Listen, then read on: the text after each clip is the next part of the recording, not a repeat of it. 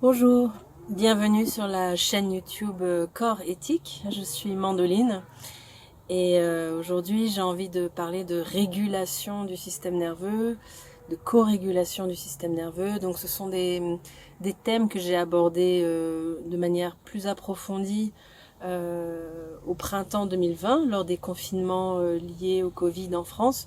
Donc vous pouvez revenir un petit peu en arrière sur cette chaîne YouTube, vous trouverez des ressources sur la notion de régulation, de co-régulation du système nerveux. Et aujourd'hui, j'ai envie d'amener quelques précisions pour les personnes qui avaient suivi déjà cette matière-là. Et évidemment, quand je décide de filmer cette vidéo aujourd'hui, il y a le voisin qui tond la pelouse ou qui est lag, et là il y a un hélicoptère qui passe. Mais voilà, je vais rester dehors.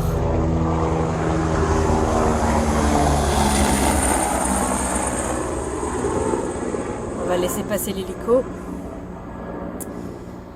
Ce que j'avais envie d'aborder aujourd'hui, c'est le fait que la régulation est souvent associée à la notion de calme et que je voulais questionner un petit peu cette notion-là.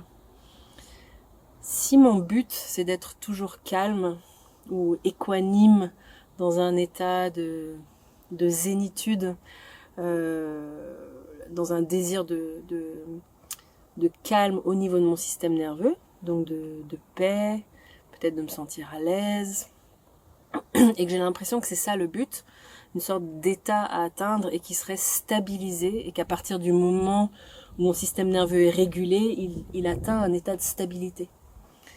Je risque de fixer quelque chose dans cet état idéal, et il me semble qu'un système nerveux régulé est un système nerveux modulable, en mouvement, donc qui peut changer d'état et qui ne se fixe pas dans un état, même un état idéal de calme ou de sérénité.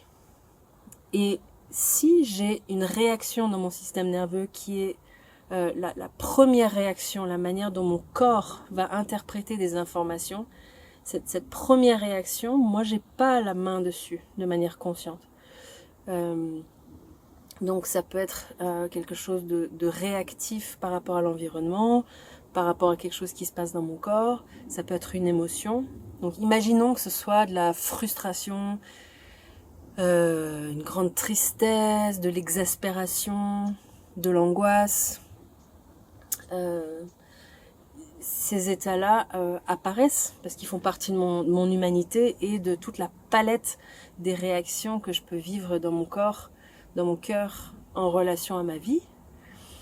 Et si j'interprète ces mouvements-là de mon système nerveux comme n'étant pas de l'ordre de l'idéal ou de quelque chose qui serait régulé, si pour moi être très frustré, d'être en colère, d'être profondément en détresse, c'est associé à une dérégulation, je crois que je me prive d'une partie de l'expérience humaine, mais en plus je vais créer un décalage entre ce qui se passe réellement dans mon corps à ce moment-là et l'expression en surface que je vais essayer de maintenir.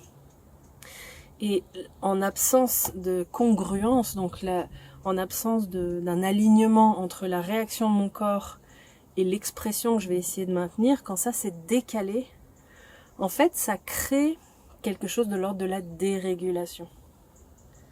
Pour moi-même et aussi dans la relation à l'autre. Donc ça j'y reviendrai un peu plus après.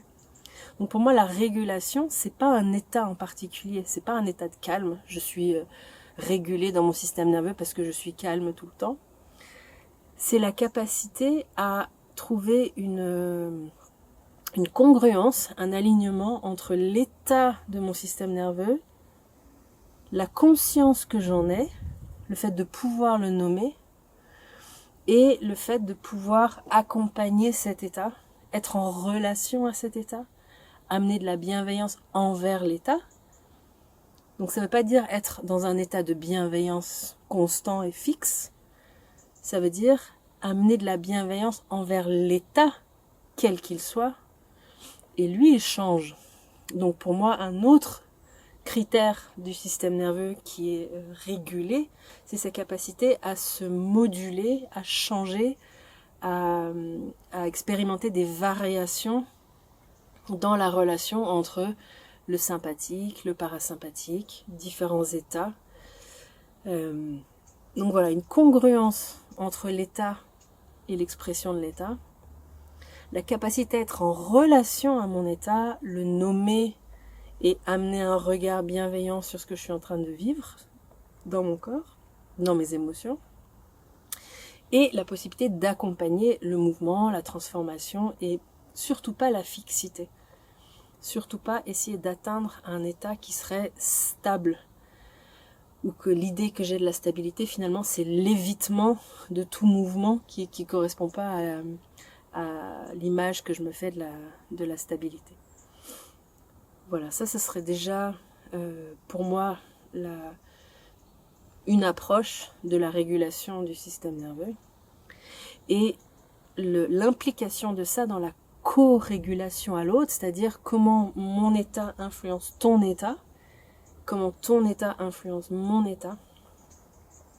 Une des choses qui crée de l'insécurité dans la relation, c'est le décalage entre ce qui est perçu de manière inconsciente et ce qui est exprimé. Donc quelqu'un qui est profondément, par exemple, en détresse, très triste, va émettre des signaux de détresse, de tristesse.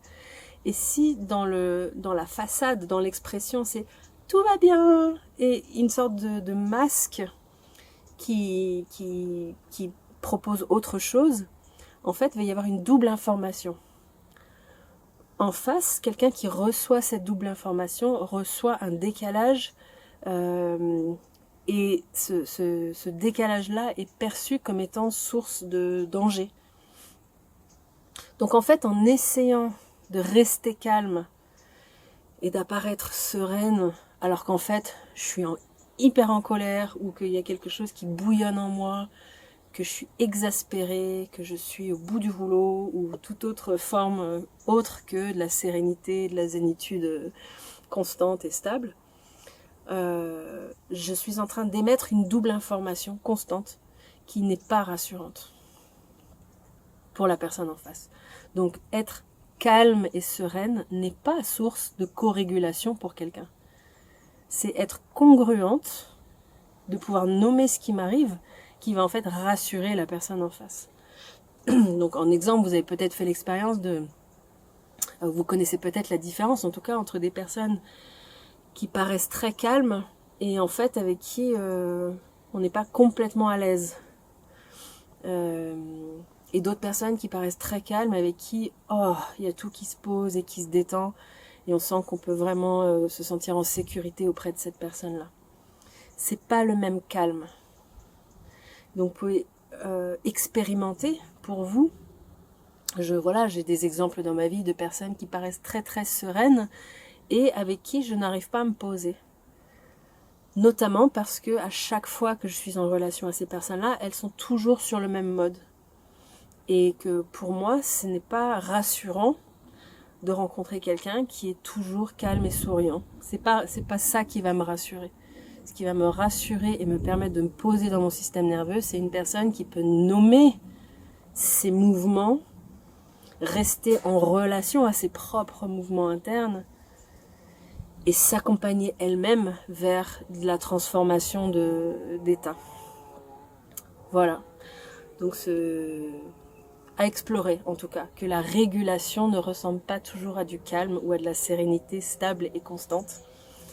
Et voir comment ça vous parle chez vous et dans la relation à l'autre, dans votre manière d'accompagner les autres ou d'être accompagné dans la vie par vos proches. Et ça vaut pour tous les âges, dans la relation aux enfants. Rassurer un enfant, ce n'est pas être toujours calme, serein, et voilà, c'est pas un état constant de bienveillance, enfin la bienveillance c'est encore autre chose, mais de sérénité, de zénitude, de stabilité constante, c'est pas ça qui va rassurer nos enfants. C'est notre congruence, nos paroles, notre conscience, notre relation à nous-mêmes et notre capacité à accompagner le changement, la modulation et la transformation. Voilà. Ben, je vous souhaite de belles explorations avec tout ça, une très belle journée et je vous dis à bientôt.